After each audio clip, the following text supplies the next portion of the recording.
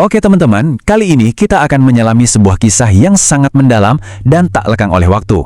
Ini adalah kisah Nabi Lut, sebuah cerita tentang iman, tentang sebuah masyarakat yang berada di ambang krisis moral, dan tentang sebuah peringatan dari Tuhan.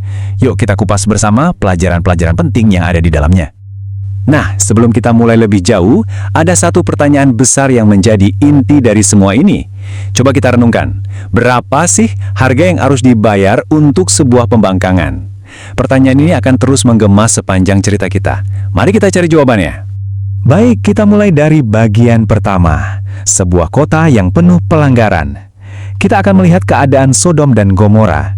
Nah, bayangkan dua kota kembar yang super kaya, makmur, pokoknya serba ada. Tapi, di balik kemewahan itu, ada sebuah kebusukan. Keruntuhan moral mereka ternyata jauh lebih besar daripada semua kekayaan yang mereka punya. Jadi apa sih yang salah di sana? Ini bukan cuma soal 1-2 orang berbuat dosa ya.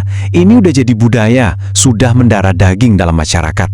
Mereka menyalahgunakan kekayaan cuma untuk foya-foya. Yang lemah bukannya dilindungi, malah ditindas. Dan puncaknya, mereka melakukan perbuatan yang sangat keji secara terang-terangan, seolah-olah menantang tatanan alam yang sudah ditetapkan Tuhan. Nah, inilah akar masalahnya. Sebuah kerusakan sistemik yang pada akhirnya, butuh campur tangan langsung dari langit. Lalu, di tengah-tengah semua kekacauan dan kerusakan ini, muncullah seorang figur penting, tokoh utama kita, Nabi Lut alaihissalam. Siapa beliau? Beliau adalah utusan Tuhan, bahkan masih kerabat Nabi Ibrahim. Misinya jelas, bukan datang untuk menghakimi, tapi untuk membimbing, untuk mengingatkan kaumnya dan menunjukkan jalan pulang, sebelum semuanya terlambat. Oke, kita masuk ke bagian kedua, seruan sang Nabi. Tapi sayangnya, ini adalah sebuah peringatan yang ditolak. Coba bayangkan, dengan kesabaran yang luar biasa, Nabi Lut memulai dakwahnya. Beliau nggak datang dengan marah-marah atau mengutuk, sama sekali tidak. Beliau datang dengan ajakan yang tulus, penuh harapan, agar kaumnya mau sadar dan kembali ke jalan yang benar. Dan disinilah kita bisa lihat betapa kontrasnya situasi ini. Di satu sisi, Nabi Lut berkata, ayo kembali ke jalan Tuhan. Respon mereka, cuma ejekan dan cemoohan. Nabi Lut memohon, tinggalkan perbuatan dosa ini. Mereka malah cuek dan menghina. Saat diperingatkan soal azab Tuhan, mereka justru balik mengancam, mau mengusir Nabi Lut dari kota. Ini bukan lagi dialog teman-teman, ini adalah benturan antara keimanan yang tulus melawan kesombongan yang membatu. Sekarang kita sampai di bagian ketiga, kedatangan para malaikat. Nah, ini adalah titik baliknya. Ketika semua peringatan mental dan gak didengar, ceritanya berubah drastis.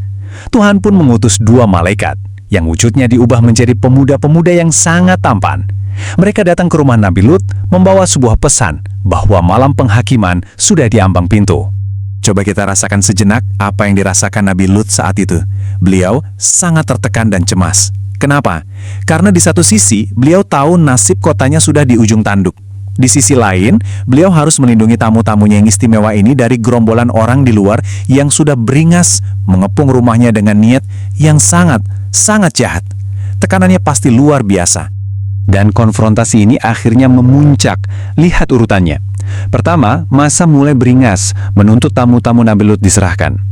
Kedua, Nabi Lut masih mencoba memohon, mengingatkan mereka untuk menghormati tamu, tapi sia-sia. Ketiga, para tamu ini akhirnya menyingkap jati diri mereka sebagai malaikat. Dan yang keempat, boom, masa di luar tiba-tiba dibuat buta. Ini adalah campur tangan ilahi yang pertama kali ditunjukkan secara gamblang. Pesannya jelas, batas kesabaran Tuhan sudah habis. Lanjut ke bagian keempat, peringatan terakhir.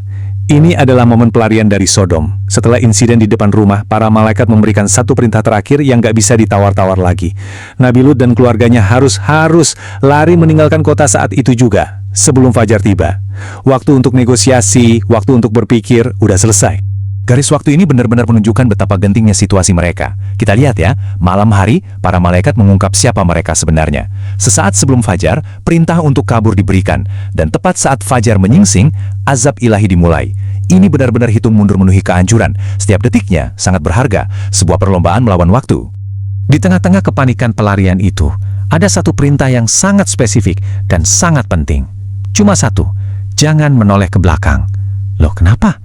Karena ini bukan cuma soal menengok secara fisik, ini adalah ujian terakhir, ujian iman. Perintah ini adalah simbol bahwa ikatan dengan masa lalu yang kelam, dengan kota yang penuh dosa itu, harus diputus total, selamanya.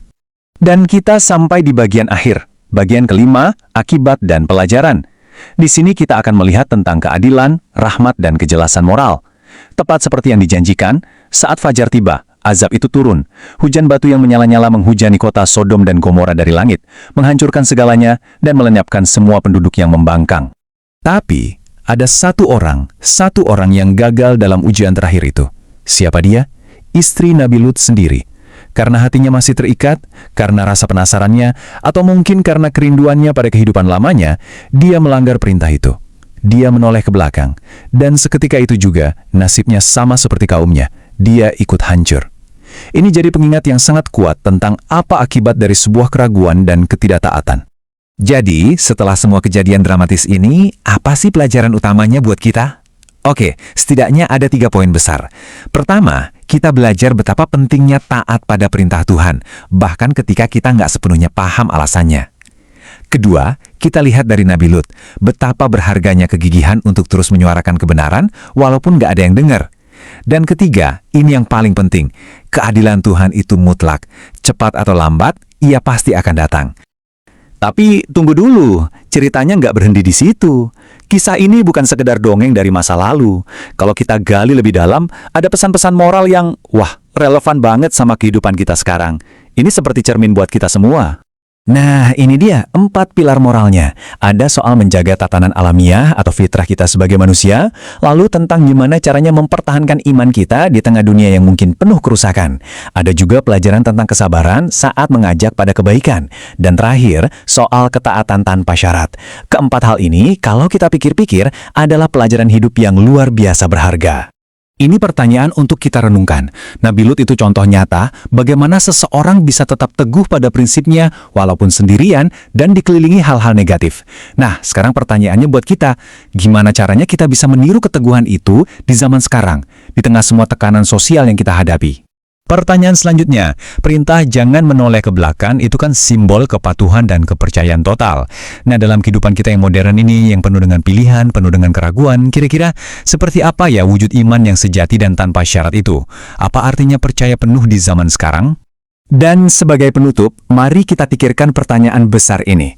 Apa yang terjadi kalau sebuah masyarakat, sebuah bangsa, atau bahkan peradaban kita lebih mementingkan hasrat dan kesenangan sesaat daripada prinsip-prinsip dasar yang menopangnya?